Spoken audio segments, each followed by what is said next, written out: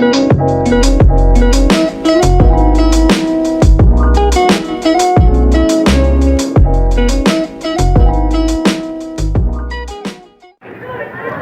pleasant morning, everyone!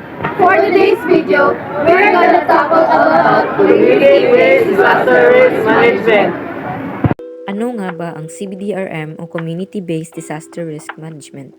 Ang CBDRM o Community-Based Disaster Risk Management ay isang proseso kung saan ang mga lokal na komunidad kasama ang kanilang mga lokal na pamahalaan ay aktibong nagpaplano, nagpapatupad at nagpapahalaga sa mga hakbang upang mabawasan ang panganib ng sakuna.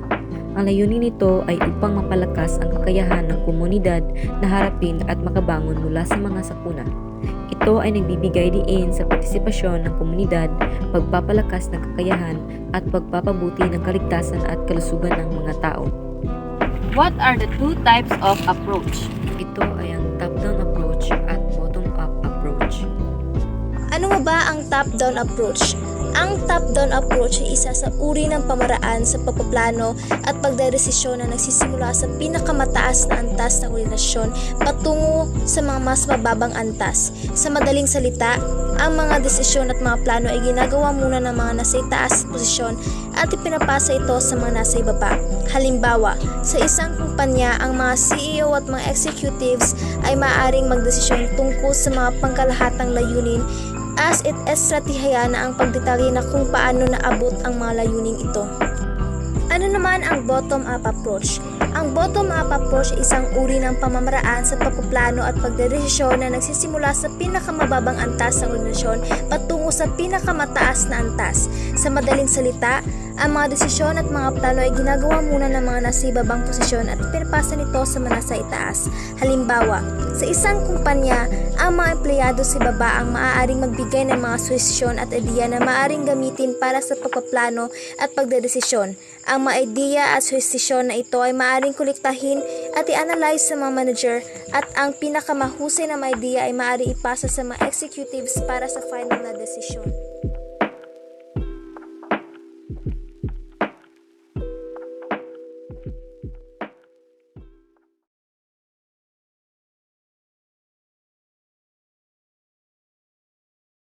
Tulong! Kapitbahay! Tulong! Tulong! Nasiguro po yung bahay namin! Tulong! Tulong! Tulong! Nasiguro po yung bahay namin! Tulong! Tulong! Bakit tayo tulong? Nilisan niyo! Natutulog niyo po yung bahay namin! Hello po! May nasusunog po dito. Kailangan namin ng tulong niyo. Kamuna din yun. Kamuna yung tubig. Mga kapitan, nabalitaan kong may nangyaring sunog ngayon malapit lang sa lugar namin. May tumawag kasi sa akin, nanghihingi daw siya ng tulong.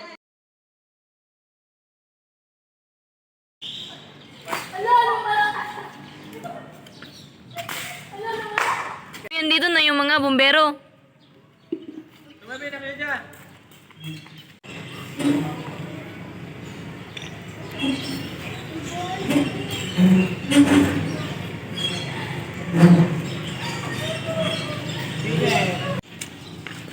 Ayos lang yun, Will. At least nakaligtas kung mababa sa bahay niya. Maraming salamat sa inyo.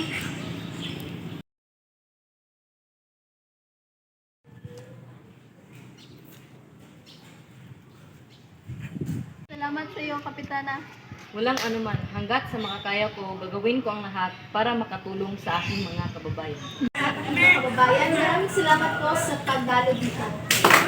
Pagpaplanuhan natin at pag-uusapan natin ngayon ay tungkol sa suliraning pangkapaligiran. Ngayon ba kayo na tayo magtutulungan na maglinis sa ating kapaligiran? Itaas ang mga kamay kung sino ang sumasang-ayon. Kami, Kami nga. masang-ayon kami. At hindi naman sumasang-ayon. Meron kayong sasabihin dyan. Kailan ba natin simulan ang paglinis? Bukas ng umaga. Sige, maraming salamat. Wala naman. Maraming salamat sa iyong partisipasyon. Maraming salamat din. I hope na nakikinig kayo at dumalo kayo bukas. Sige. Thank you.